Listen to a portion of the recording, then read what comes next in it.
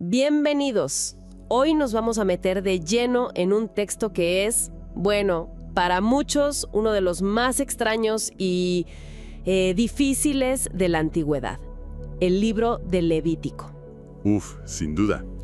Tenemos aquí un compendio de las leyes de Dios para el pueblo de Israel, dadas justo después de salir de Egipto. Y la misión que nos hemos propuesto es tratar de encontrarle el sentido a todo esto. Claro. Porque más allá de una lista de reglas, parece ser el manual de instrucciones para construir una sociedad desde cero. Y no una sociedad cualquiera. Una sociedad que debía funcionar con la idea de que lo sagrado, que Dios mismo, vivía literalmente en medio de ellos. Eso lo cambia todo. Claro. Por eso las fuentes que analizamos hoy cubren desde cómo preparar un sacrificio, qué se podía comer, hasta cómo organizar la economía y la justicia. Es un universo entero. Para ponerle un poco de orden, ¿qué te parece si lo organizamos en, digamos, 4 grandes ideas? Me parece perfecto. Podríamos empezar por cómo se acercaban a Dios, o sea, las ofrendas. Bien. Luego, esta extraña división del mundo entre lo puro y lo impuro. Ese tema es fascinante. Tercero, cómo se traducía todo esto en leyes para la gente. Y finalmente, ¿qué pasaba si obedecían? ¿O no? Las consecuencias. Perfecto. Y la verdad, la primera pregunta que me surge al leer esto es, ¿por dónde se empieza? Hay tantos detalles, tantas reglas. Es abrumador al principio. Supongo que lo lógico es ir al centro de todo, al corazón del sistema. El altar. La forma en que se suponía que debían comunicarse con Dios. De acuerdo, entremos ahí. Y lo primero que te golpea es que esto no es simplemente llevar un animal y ya. Para nada. Es una coreografía sagrada, con un nivel de detalle casi obsesivo, que era la ofrenda total, por así decirlo. Se quemaba por completo en el altar. Y el texto usa una frase muy sensorial. Sí, dice que era una ofrenda de olor grato para Jehová. Era un acto de devoción total, de entregar algo por completo. Pero, un momento. Para el oyente moderno, todo esto de la sangre, las vísceras, los animales, puede sonar increíblemente primitivo, ¿no? Incluso bárbaro. Totalmente. ¿Hay algo más profundo aquí que solo un ritual sangriento? ¿Qué simbolizaba realmente la sangre en este sistema? Esa es la pregunta clave. Y el texto lo responde directamente. En el capítulo 17 dice, porque la vida de la carne en la sangre está. O sea... La sangre no era vista como algo sucio, sino como el vehículo de la vida misma. Por eso era tan sagrada y se usaba para la expiación, para cubrir las faltas. Entiendo. Rociar la sangre en el altar era simbólicamente devolverle la vida a Dios, que es su fuente. Por eso estaba terminantemente prohibido consumirla. Claro, y la grasa también se menciona mucho. Lo mismo. La grosura, como la llama el texto, se consideraba la mejor parte, la más rica en energía, y se reservaba exclusivamente para Dios. Entiendo. Es como si cada parte del animal y cada acción tuvieran un significado. Nada era arbitrario. Exacto. Y veo que el sistema tenía cierta lógica social. Por ejemplo, con la ofrenda por el pecado. Justo. La expiación no era de talla única. El sistema reflejaba y reforzaba la jerarquía social, hasta en la forma de pedir perdón. ¿Cómo es eso? La ofrenda requerida para un sumo sacerdote que cometía un error era un becerro, algo muy costoso. Claro, lo más valioso. Pero para un ciudadano común, la exigencia era menor, una cabra o una cordera. ¿Y para los más pobres? Para los más pobres se permitían opciones muy asequibles, como un par de tórtolas o incluso un poco de harina. O sea que la justicia divina tenía en cuenta la situación económica de la gente. Eso es un matiz importante. Muy importante. Y además de las ofrendas por el pecado, estaban las de paz, que suenan más alegres. Mucho más. Eran básicamente comidas comunitarias sagradas. ¿Comidas? Sí. Una parte se quemaba para Dios, otra era para el sacerdote y la mayor parte la compartía la familia que hacía la ofrenda. ¡Qué interesante! Eran actos de celebración, de gratitud, de estar en comunión con Dios y con la comunidad. Y fíjate, también había ofrendas sin sangre, como las de grano. Cierto, con flor de harina y aceite. El sistema era complejo y cubría todo el espectro de la relación humana con lo divino, desde el perdón hasta la gratitud. Y lo increíble es que esta obsesión por el orden, por la santidad, no se quedaba en el templo, se metía hasta la cocina literalmente. Totalmente. Hablemos de las famosas leyes sobre la comida, sobre los animales puros e impuros. Aquí es donde hay que cambiar el chip. Esto no es un manual de salud pública de la Edad de Bronce. Aunque algunas reglas tuvieran beneficios higiénicos, supongo. Sí, pero el fondo es otro. Es una forma de construir un universo mental. La idea es que el cosmos tiene un orden divino y la vida diaria, hasta lo que comes, debe reflejar ese orden. ¿Cómo es eso? Dame un ejemplo. Claro, para los animales terrestres, la regla es que para ser puro, un animal debe tener la pezuña partida, Y ser rumiante. como la vaca o la oveja. Exacto, encajan perfecto. Son el ideal. El cerdo, en cambio, es una anomalía conceptual. ¿Por qué? Tiene la pezuña partida pero no rumia. Rompe la categoría. Y en este sistema, la santidad es sinónimo de orden, de integridad. De mantener las cosas en su lugar. Justo. Lo mismo pasa en el agua. Los peces con aletas y escamas son el estándar. Cualquier otra cosa, como un marisco, es una criatura de una categoría mixta y que se permiten los insectos que tienen piernas para saltar, como la langosta. Eso es inesperado. Es una de esas joyas del texto. Y sigue la misma lógica. La mayoría de los insectos se arrastran, pero los que saltan tienen una forma de locomoción superior, más limpia, y por eso se consideran una excepción aceptable. Es un sistema simbólico, entonces, no necesariamente práctico desde nuestra perspectiva. Se trata de clasificar el mundo para hacerlo sagrado. Y esa clasificación se extiende más allá de los animales. Me quedé helada al leer los capítulos sobre la lepra. ¿El sacerdote actúa como una especie de inspector de salud? Sí, poniendo gente en cuarentena. Pero lo que me voló la cabeza es que el texto habla de lepra en la ropa o en las paredes de una casa. Es muy llamativo, sí. Manchas verdosas o rojizas que podían hacer que tuvieras que demoler tu casa. ¿A qué se refiere eso? Nuevamente es la idea de contagio, pero en un sentido ritual. No estamos hablando necesariamente de la enfermedad de Hansen que conocemos hoy. Sino de algo más amplio. Exacto. Cualquier afección de la piel que representara un desorden o una corrupción. Y esa idea de corrupción, de desorden, se creía que podía extenderse a los objetos, como la ropa o la propia casa. ¿Y si no se podía limpiar?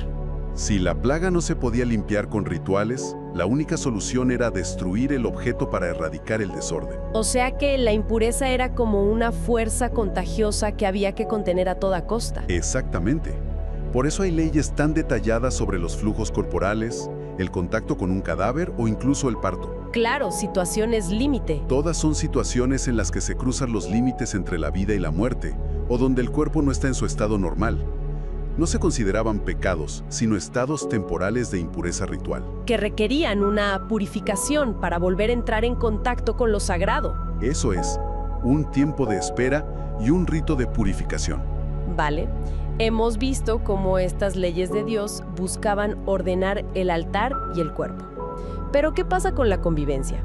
¿Cómo se traduce esta idea de santidad a la justicia y a la forma de tratar a los demás?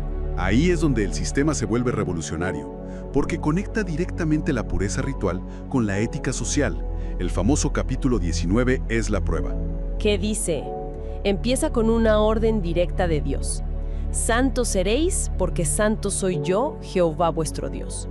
Y uno esperaría que después de eso vinieran más reglas sobre rituales, ¿no? Claro. Pero no es así. Lo que sigue es una lista de mandamientos que suenan increíblemente modernos.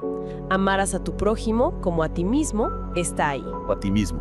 Me parece un contraste brutal con otras leyes de la época. Totalmente. Y sigue, no robar, no mentir, ser justo en los juicios sin favorecer al pobre ni al rico. Pagarle al jornalero su sueldo el mismo día. Usar balanzas y pesas justas en los negocios. Honrar a los ancianos. Lo que el texto nos está diciendo es que la santidad no es solo algo que ocurre en el templo. Es algo que se practica en el mercado, en el juzgado y en la relación con el vecino. La relación vertical con Dios es inseparable de la horizontal con los demás. Y hablando de leyes sociales, hay una en el capítulo 25 que es directamente radical desde el punto de vista económico. El año del jubileo. El jubileo Suena casi utópico. Es un concepto extraordinario, un mecanismo de reinicio social y económico incorporado en la ley divina. ¿Cómo funcionaba? La idea era que cada séptimo año la tierra debía descansar, no se podía sembrar, y después de 7 de esos ciclos, o sea, cada 50 años, llegaba el jubileo. ¿Y qué pasaba entonces? Se proclamaba libertad en toda la tierra. Cualquier tierra que una familia hubiera tenido que vender por deudas volvía a sus dueños originales. ¿En serio? ¿Sí? Y cualquier israelita que se hubiera vendido como siervo por pobreza quedaba libre. El objetivo era impedir la creación de una clase de terratenientes perpetuos y una de desposeídos permanentes. Pero, ¿cuál es la lógica divina detrás de una medida económica tan drástica? El texto lo explica con una frase que es la base de todo. La tierra no se venderá a perpetuidad, porque la tierra mía es, pues vosotros forasteros y extranjeros sois para conmigo. O sea que los seres humanos son solo administradores de la tierra. Exacto, no sus dueños absolutos. El dueño último es Dios. Y esta ley es un recordatorio constante de esa realidad. ¿Ok? Hemos hablado de las reglas para el altar, el cuerpo y la sociedad, pero el texto no las presenta como una simple guía de buenas prácticas. Hay mucho en juego, ¿verdad? Muchísimo. El capítulo 26 es muy directo al respecto. Es la parte del pacto, la de las bendiciones y las maldiciones, sí. Básicamente, le dice al pueblo, aquí están las reglas del juego. Hay dos caminos y estas son las consecuencias de cada uno. Y las bendiciones por la obediencia suenan idílicas. Lluvias, cosechas abundantes, paz, victorias militares y la promesa más grande de todas. Andaré entre vosotros y yo seré vuestro Dios. La cercanía divina como recompensa final. Pero el reverso de la moneda es igual de potente o más. Las maldiciones por la desobediencia son aterradoras y van en una escalada progresiva. Sí, es muy fuerte. Si no obedecen, primero viene la enfermedad, el hambre, la derrota. Y si persisten, El castigo se multiplica 7 veces. El cielo se vuelve de hierro, la tierra de bronce. Sequía total. y la cosa sigue empeorando. Habla de bestias salvajes, de pestes, hasta llegar a una advertencia que es brutalmente gráfica. Sí. El texto dice, sin rodeos, que el hambre será tan atroz que comeréis la carne de vuestros hijos. Es una imagen terrible, diseñada para mostrar el colapso absoluto de la sociedad. Es el punto más bajo. Y la consecuencia final de esta espiral de desobediencia es el exilio. La expulsión de la tierra. Las ciudades quedan destruidas y el pueblo esparcido. Y en una ironía trágica, el texto dice que solo entonces la tierra podrá por fin gozar sus días de reposo. Esos años sabáticos que el pueblo se negó a darle. Exactamente. Es un marco muy estricto. La vida y la prosperidad no se dan por sentadas. Dependen de mantener este pacto. Pero, ¿hay alguna salida si se llega a ese punto tan oscuro? Sí, y eso es crucial. Incluso en el peor escenario del exilio, el capítulo deja una puerta abierta. Si el pueblo se arrepiente, Dios promete que se acordará de su pacto. O sea, la relación no se rompe para siempre. No, la memoria del pacto por parte de Dios es la esperanza final. Así que hemos recorrido este manual para construir una nación entera, un sistema legal, ritual y social inmenso. Todo gira en torno a esta idea de santidad. De ser un pueblo apartado para reflejar el carácter de su Dios. Al final del día, es el plano de una sociedad construida alrededor de la presencia tangible de lo sagrado. Un mundo donde cada acto, desde comer o sembrar hasta hacer negocios, está cargado de un significado que va más allá de lo inmediato. Y justo cuando crees que ya has entendido el sistema, que todo es colectivo, nacional, sacerdotal, llega el último capítulo, el 27. ¿Así? Y cambia el enfoque de una forma que no me esperaba. Se centra en los votos personales. Exacto. Después de 26 capítulos de leyes comunitarias, el libro termina hablando de cómo un individuo, por su propia voluntad, puede decidir consagrar algo o alguien a Dios. Una persona, un animal, una casa. Lo que sea. E incluso establece un sistema de precios para redimir o recuperar lo que se ha consagrado si fuera necesario. Lo cual nos deja con una pregunta final para reflexionar. En una estructura tan abrumadoramente centrada en la santidad colectiva, en las reglas que aplican a todos, ¿qué nos dice sobre la relación entre la persona y Dios? El hecho de que todo este gran código de leyes divinas concluya con el poder, la libertad y la responsabilidad del voto individual. Dele like y suscríbase si le ha gustado. Comente amén si desea más videos así.